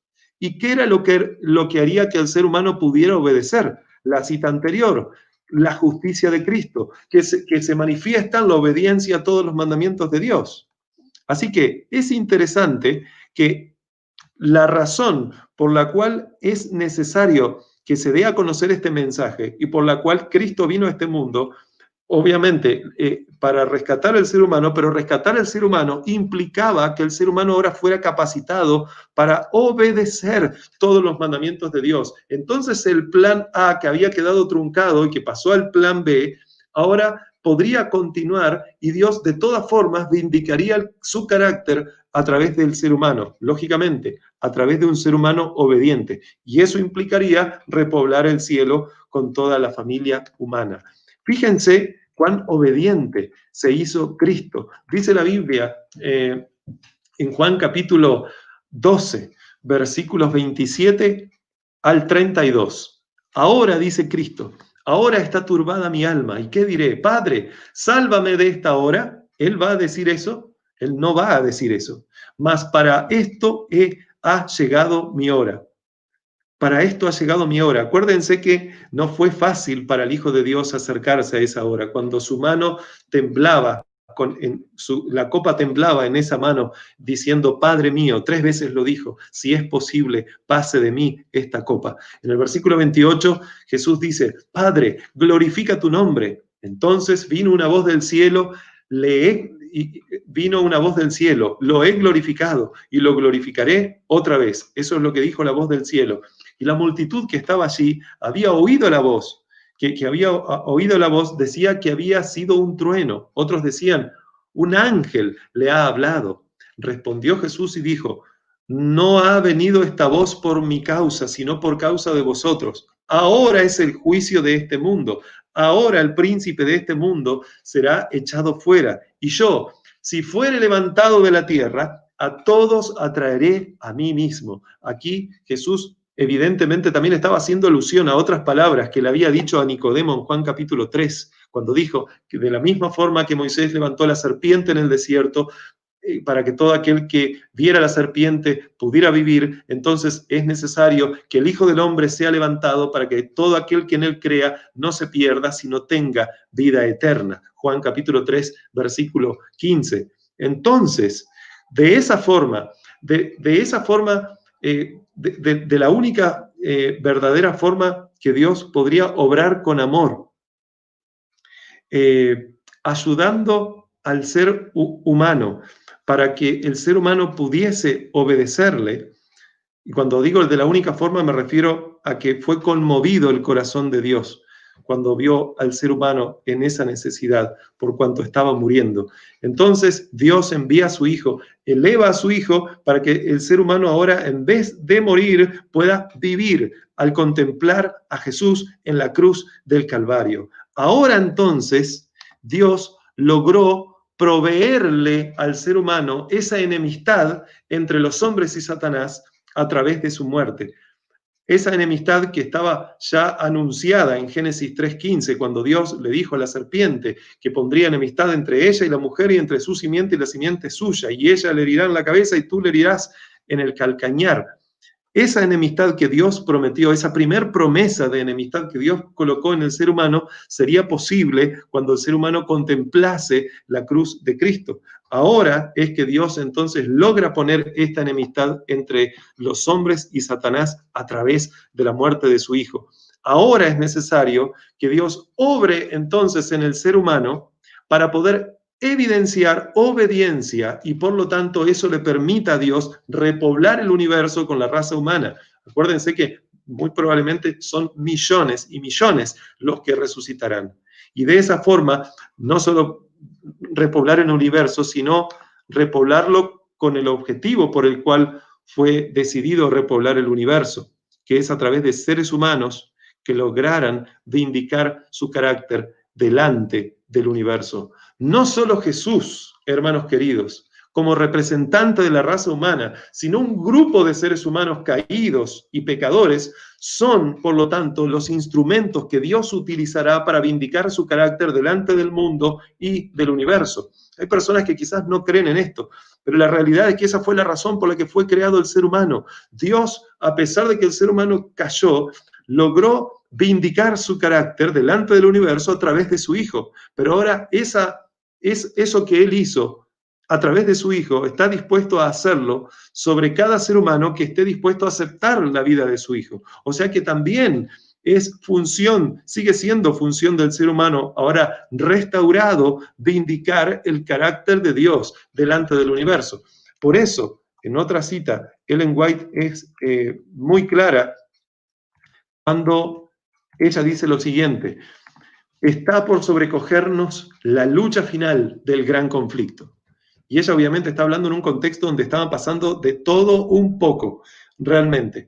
Las cosas que están pasando hoy en día, hermanos, son mucho más grandes y en mayor frecuencia que las que pasaba en ese momento, cuando ella escribió esto. Pero ella lo escribió diciendo, o sea que con más razón hoy en día, está por sobrecogernos la lucha final del gran conflicto, cuando con grande potencia y señales y milagros mentirosos y con todo engaño de iniquidad, Satanás obrará para representar falsamente el carácter de Dios a fin de seducir, si es posible, aún a los escogidos. Mateo 24, 24. Y esto nos incluye a ti y a mí. Si hubo, y ahora prestemos atención, si hubo alguna vez, dice, un pueblo que necesitase un aumento constante de la luz del cielo, eso es una referencia evidentemente a la lluvia tardía, es el pueblo que en este tiempo de peligro Dios llamó a ser depositario de su santa ley y a vindicar su carácter delante del mundo. No lo digo yo, lo dice la hermana White, la razón por la cual es necesario que el ser humano obedezca, para vindicar, obedezca y sea depositario de su santa ley, vindicar el carácter de Dios. Por lo tanto, aquí no solo está escrita la razón, fíjense qué impresionante esto, aquí no está escrita solamente la razón de la existencia de la Iglesia Adventista del Séptimo Día como tal, sino la razón de la existencia del ser humano mismo. La Iglesia Adventista del Séptimo Día obviamente que tiene una razón de ser específica en este mundo, porque si nos pusiésemos a hacer lo que a veces tristemente hacemos, muchas veces, que es lo mismo que hace el resto del mundo, entonces no tiene razón de que esta iglesia exista. Esta iglesia existe siempre y cuando sea diferente. De la misma forma que Dios, cuando crea al ser humano, lo hace diferente con un propósito, es de la misma forma que cuando crea y levanta esta iglesia, la hace diferente del resto con un propósito. Pero el propósito de la iglesia, interesantemente, es dar también a conocer cuál es el propósito que Dios tiene para con cada ser humano en este mundo. Y ese propósito es que esos seres humanos sean del pueblo de Dios y Dios, a través de esos seres humanos, logre vindicar su carácter delante del universo. Fíjense estas otras dos citas cortitas, donde ella repite la misma idea, y hay muchas otras que no las voy a colocar aquí por un tema de tiempo. Dice ella en Testimonio para la Iglesia, tomo 5, página 297, orad fervientemente y sin cesar, pero no os olvidéis de alabar a Dios. Incumbe a todo hijo de Dios vindicar su carácter. ¿A quiénes les incumbe vindicar el carácter? ¿Cómo es que algunas personas dicen que Dios no ha colocado para eso al ser humano? Que el carácter de Dios quedó exclusivamente vindicado en la cruz. Amén, que quedó vindicado en la cruz. Pero la cruz es un medio para un fin. El fin es que no haya más dudas en cuanto a la veracidad de la palabra de Dios, a través de la cual el mismo Dios dice que Él es amor, que Él es justo, que Él es misericordioso y que Él es verdad. Para que no quede duda, tiene que evidenciarse entonces si lo que Dios prometió que haría con el ser humano se va a cumplir. Porque si no se cumple, entonces Dios, ¿cómo podría salir victorioso en este juicio en el cual fuere juzgado? ¿Cómo es que el ser humano o los acusadores de Dios serían mentirosos? Al revés, si Dios no cumple sus promesas, ¿quién sería el mentiroso? ¿Se dan cuenta de la gravedad de esto y de la importancia? ¿Se dan cuenta que esto no gira en torno al ser humano? Esto gira en torno a Dios. Por eso ahí dice, nuestra obra consiste en vindicar el honor de la ley de Dios. Ahora, yo les había dicho anteriormente, mis hermanos, que Dios cuando tiene el objetivo de restaurar al ser humano, lo restaura con un propósito. El propósito, obviamente, es seguir adelante con el plan por el cual en sus inicios creó al ser humano, que es vindicar su carácter. Pero acuérdense que el ser humano, antes de que pecase, se le colocó una prueba. Y esa prueba no fue pasada por el ser humano. Entonces Cristo vino a demostrar que el ser humano podía vencer. Pero lo interesante es que Cristo vino con esta naturaleza que disponemos ahora. Esta naturaleza que la hermana Wayne en reiteradas ocasiones dice, vino con esta naturaleza caída en la que nos encontramos. Vino para socorrernos a nosotros. Vino para ser tentado conforme a nuestra semejanza, pero sin pecado. ¿Para qué?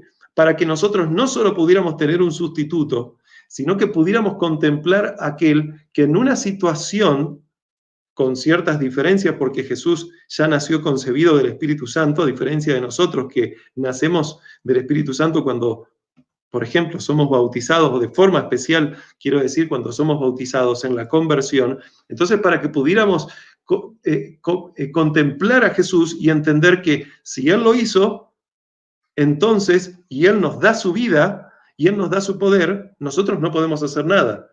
Pero si el poder de Cristo fluye en nosotros, entonces eso nos capacita a nosotros para que nosotros también podamos hacerlo. ¿Qué cosa? Lo que hizo Jesús. ¿Qué hizo Jesús?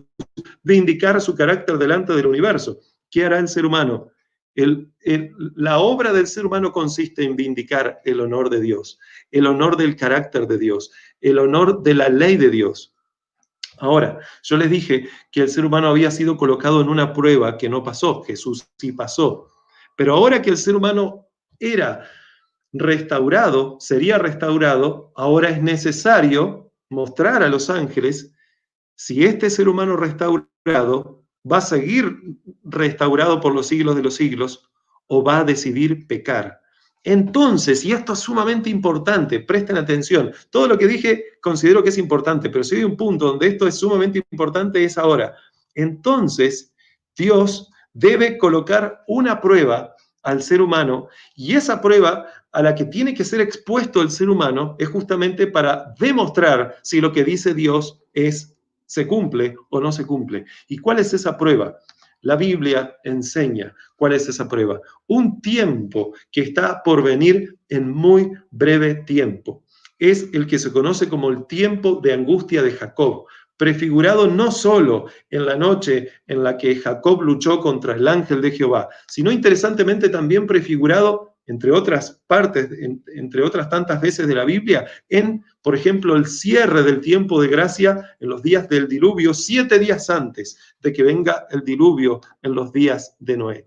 Ese tiempo, el tiempo de angustia de Jacob, es un tiempo que, de acuerdo a lo que se nos dice, el pueblo de Dios deberá vivir en esta tierra sin intercesor. Todos los pecados deben haber sido confesados para cuando llegue ese momento. Todos ellos, todo tipo de pecado. Por eso es necesario incluso pedir perdón, como dice Elena de White, por los pecados desconocidos y que Dios nos los haga conocidos a nosotros. Es por eso que esto es tan importante y en base a esto también ronda el conflicto de los siglos, que Elena de White dice en esta cita estas palabras que están en el deseado de toda la gente, página 625. La misma imagen de Dios se ha de reproducir en la humanidad. La misma imagen de Dios, no otra. El honor de Dios, el honor de Cristo están comprometidos en la perfección del carácter de su pueblo. Esto no se trata del ser humano meramente, esto se trata de Dios, esto se trata de si Dios va a lograr tener el honor que merece, el carácter de Dios será vindicado delante del universo o no.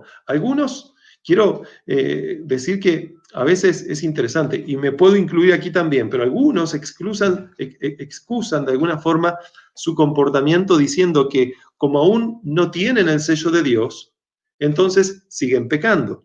En otras palabras, dicen que recién tendremos el carácter perfecto de Cristo, capaz de vencer el pecado por el poder de Dios, cuando seamos sellados. Pero la realidad es que nada más lejos de la realidad, porque hay otra cita de la hermana White, que se encuentra también en Testimonios para la Iglesia, tomo 5, página 196, donde dice: ninguno de nosotros recibirá jamás el sello de Dios mientras nuestros caracteres tengan una mancha. Y aquí hay un paralelo con el derramamiento de la lluvia tardía, la cual muchos, dice ella, esperan recibirla para poder cambiar su forma de ser, para poder mejorar su carácter, y nada más lejos de la realidad. El que transforma el carácter es Cristo. El que te da la luz para poder transformar tu carácter es Cristo, a través, por ejemplo, o de forma especial, del derramamiento de la lluvia temprana. Y dice Elena de White que nadie recibirá, lo leíamos el otro día a través de una de las predicaciones de mis compañeros, que nadie recibirá la lluvia tardía si antes no recibió y vive conforme a la lluvia temprana. Y ella dice que nadie recibirá más luz si no vive conforme a la luz que tiene. Hay un paralelo aquí. Ninguno de nosotros recibirá jamás el sello de Dios mientras nuestros caracteres tengan una mancha. Así que, ¿qué viene primero, la transformación del carácter o el sello de Dios?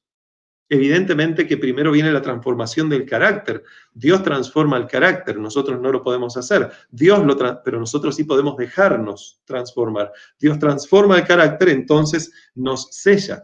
El sello no nos hace perfectos, como algunas personas piensan. El sello es colocado cuando Dios haya alcanzado a hacernos perfectos. El sello es la promesa y la tranquilidad que Dios da a sus criaturas inteligentes que están en los cielos, que quienes lo recibieron al sello de Dios no volverán a pecar. Repito, el sello no es una causa, sino el efecto, es la consecuencia. No es que venceremos el pecado porque seremos sellados, sino que seremos sellados porque hemos vencido el pecado. Y cuando digo hemos, claramente es Cristo el que vence en nosotros, porque sin Él nada podemos hacer. Juan capítulo 15, versículo 5. En esencia, el sello es y lo he mencionado en algún otro tema que he dado, y disculpen esta forma de graficarlo, es podríamos decir, trámite administrativo. No en vano, Dios también, siendo muy gráfico, lo relacionó con un ángel que con un tintero de escribano desciende a la tierra, de acuerdo a Ezequiel capítulo 9. Ahora, el sello de Dios, de acuerdo a lo que se nos dice, es una firma espiritual representada lógicamente por el sábado, que Dios coloca en la frente, o sea, en la mente de sus hijos, para reconocerlos como suyos. Es interesante que Elena de White dice que el sábado es invisible a los seres humanos, pero no es invisible a los ángeles. Y entonces esta señal o firma espiritual, este sello, es el que enseña a todas sus criaturas inteligentes del universo, para quienes sí es visible el sello, que pueden estar tranquilos de que ninguno de los sellados pecará, pues Dios lo ha garantizado con su firma. Dios ha dado su palabra y Dios no miente. Es más, si alguno de los sellados pecase, cuando Dios dijo no pecarán más, porque la Biblia dice en Apocalipsis 22:11 que el justo seguirá siendo justo y el impío impío, si esto no sucede y en algún punto entonces uno de los sellados, a quien Dios dijo seguirá siendo justo, pasa a ser impío, si alguno de los sellados pecase, la palabra de Dios entonces sería echada por tierra con toda razón, desacreditada. No se podría confiar en Dios y Satanás, por lo tanto, vencería. La hermana White es muy clara en decir esto.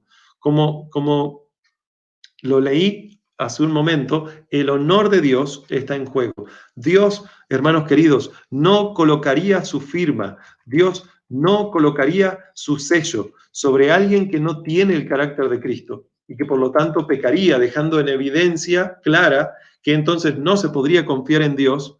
O sea, no se podría confiar en su firma, en su palabra y en su nombre.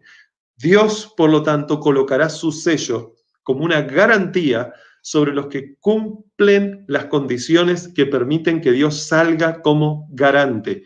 Este garante del cual Testimonios para los Ministros, página 91, dice Ellen White que Cristo era este garante, siendo de que el garante es Cristo, quien pagó por los pecados de ellos. Dios ahora entonces, habiéndoles transformado el corazón, Dios ahora coloca sobre sus hijos un sello de autenticidad que los distingue de los falsos hijos, al evidenciarse en ese tiempo de angustia de Jacob que lo que Dios hizo en la cruz, en el lugar santo y en el lugar santísimo por ellos, porque Dios lo hace por el ser humano, y en ellos no es ficción, no es un invento, no es especulación, sino totalmente real. La purificación completa del carácter, la purificación del carácter del ser humano, la reproducción del carácter de Cristo en su iglesia.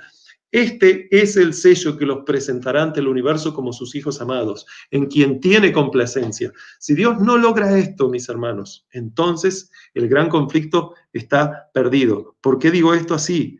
Porque el honor de Dios y el honor de Cristo están comprometidos en la perfección del carácter de su pueblo. ¿Cómo entienden? Esto es algo muy importante y se darán cuenta de que esto no se trata, insisto, de si el ser humano puede o no puede alcanzar la perfección, sino si Dios puede o no puede hacer que el ser humano la alcance. El foco nunca está en nosotros, el foco siempre está en Dios. Dios está a punto de evidenciar eso ante todo el universo.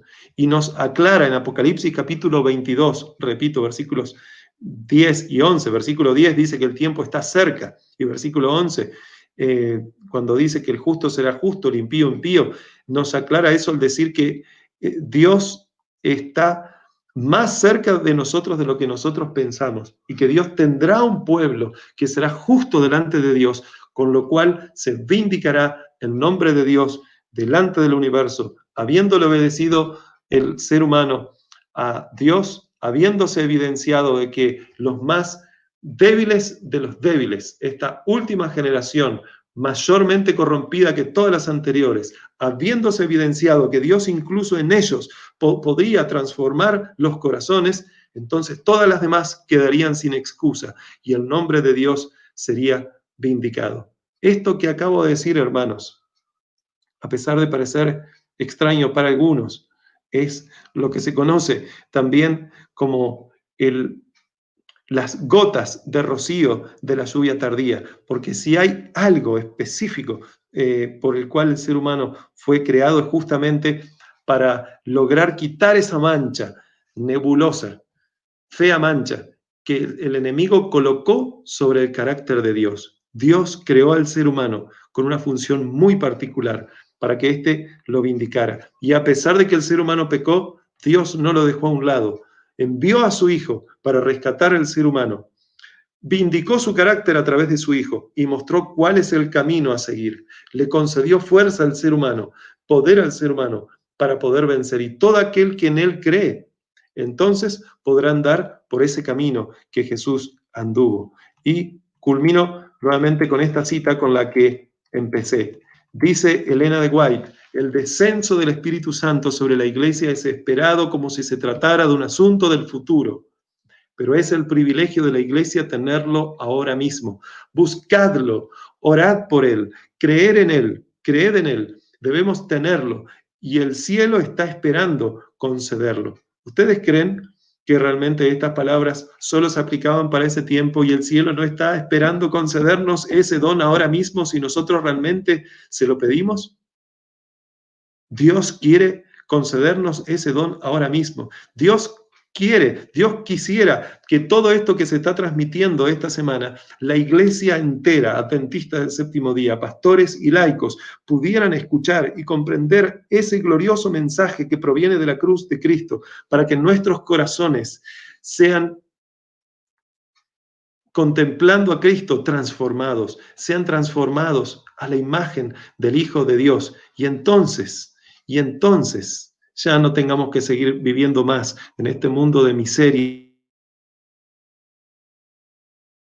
Cristo venga y podamos vivir por los siglos de la eternidad, en un mundo donde ya no va a haber más llanto, ni clamor, ni dolor, como dice la Biblia en Apocalipsis capítulo 21, porque las primeras cosas han pasado. Escribe, dice el ángel, porque estas palabras son fieles y verdaderas. Que Dios te bendiga, mi querido hermano, y que te use con poder, porque está llegando el tiempo, y no lo dudo, en que todo esto que estamos diciendo se cumplirá sobre la Iglesia Adventista del Séptimo Día, la cual, como escuchamos en la predicación del pastor Parra, si bien es una iglesia debilitada, es una iglesia que se cree rica y que se ha enriquecido y que cree que de nada tiene necesidad y que justamente no conoce que necesita del Salvador, a esa iglesia Dios la va a rescatar. Esa iglesia es la que saldrá victoriosa.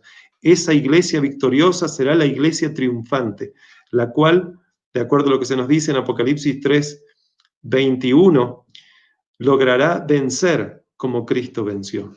Que Dios te bendiga. En esta hora estamos más que agradecidos al Señor y quisiera pedir al pastor Parra que también se acerque a pantalla. Hermanos, sencillamente me asombra el empeño del Señor en traer alimento sólido a su pueblo, a nuestras almas, a nuestro corazón.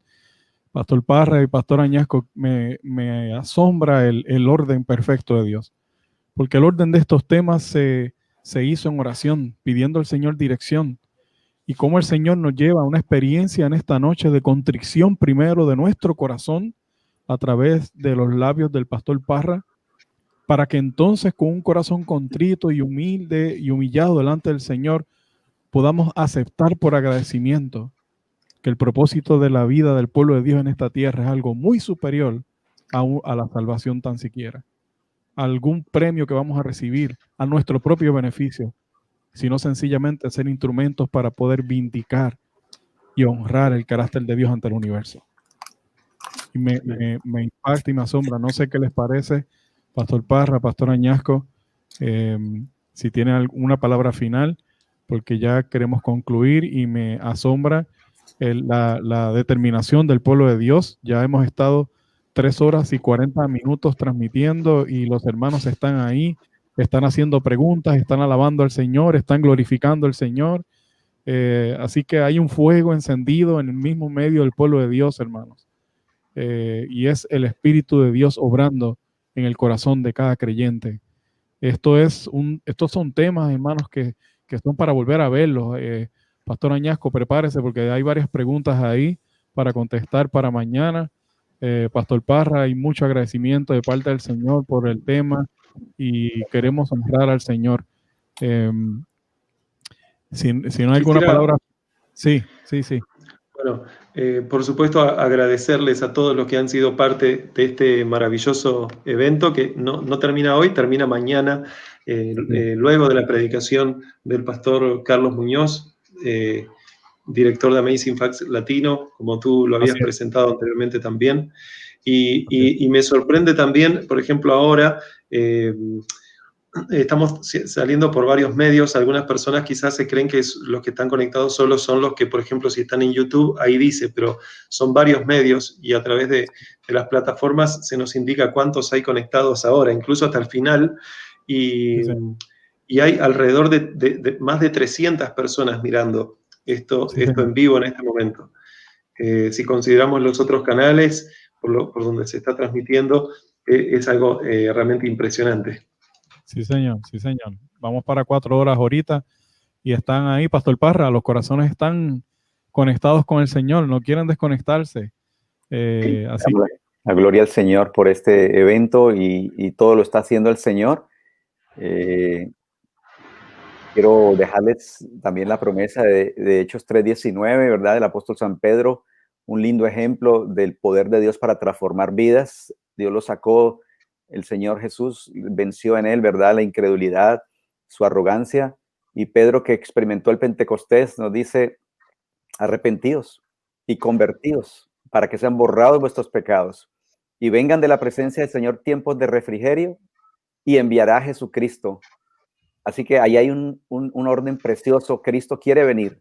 Para eso quiere enviar el refrigerio de la lluvia tardía como resultado de una verdadera conversión, fruto de un genuino arrepentimiento que nace de la cruz.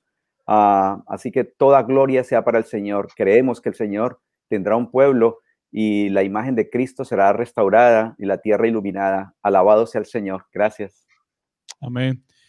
Quiero decir antes de concluir, antes de pedir al pastor Añasco que nos despide en oración, quiero agradecer primeramente a mi hija que me ha estado acompañando en estas noches, al pastor Parra por ese poderoso y conmovedor mensaje, al pastor Añasco por ese impresionante mensaje que toca nuestros corazones y que nos hace comprender que sencillamente hemos estado vendiendo mal el evangelio, pastor Parra y pastor Añasco, y lamentablemente ha sido así, pero qué bueno que el Señor trae ojos, y me gustó esa ilustración, espejuelos nuevos, pastor Parra, para poder dar este mensaje de la correcta perspectiva. Agradezco a cada uno de los que ha continuado con nosotros hasta esta hora. Quiero invitarles a que volvamos a ver estos temas, a que compartamos aún más estos temas, porque hay mucha gente todavía que no ha visto los temas y queremos que les llegue también. Y recordarle que mañana nos vamos a ver nuevamente a las 4 de la tarde o las 16 horas de Puerto Rico. No se puede perder este último impactante tema, como dijo el pastor Añasco, a cargo del pastor Carlos Muñoz del Ministerio Amazing Facts, los 144,000 y María Magdalena. Recuerden dejarnos sus comentarios para que puedan ser considerados, o mejor dicho, sus preguntas para que puedan ser consideradas, porque luego del tema que va a presentar el pastor Carlos Muñoz, tendremos una súper interesante sesión de preguntas y respuestas. Así que Dios los bendiga a todos y cada uno de ustedes. Pastor Parra, muchas gracias. Pastor Añasco, a los que nos acompañan. Luego de que el pastor Añasco concluya con esta oración, tendremos el himno titulado Todos se inclinarán, por la orquesta y coro de la Universidad Adventista del Plata, y entonces daremos por concluida nuestra transmisión. Oremos. Amoroso y querido Padre que estás en los cielos, gracias, Señor, por este sábado que nos regalas, por esta bendición de, a pesar de que quizás por muchos lugares no podemos salir, porque esta situación del COVID-19 ha trastornado de alguna forma el mundo, pero tú has abierto puertas para que muchos puedan escuchar tu palabra. Y es una evidencia lo que ha sucedido esta noche. Te ruego por eso, amado Dios, que tú puedas estar al lado de cada persona que ha estado escuchando hoy. Y no solo de ellos, sino de los que escucharán mañana y pasado y así sucesivamente. De los que dentro de poco conocerán este mensaje y tendrán que decidir de qué lado estar, Señor. Te ruego, amado Dios, que tu ángel, que está acompañando a cada una de las personas, que pueda estar con ellos y los proteja de todo mal. Que concedas a cada una de las personas que nos están escuchando descanso en esta noche. Que puedan contemplarte, Señor, hasta en el momento que cierren sus ojos para descansar. Y si es tu voluntad, te ruego que les des vida para que en el día de mañana puedan glorificar tu nombre, Señor. Te pido, amado Dios, perdón por nuestros muchos pecados. Perdón por haber sido responsables directa o indirectamente en atrasar la gloriosa venida de tu amado Hijo. Te ruego, amado Dios, en esta hora, que nos sigas dando el conocimiento, pero también el poder para poder vencer, y que cada uno de nosotros pueda ser depositario de tu santa ley, y tu nombre pueda ser vindicado en todo el universo.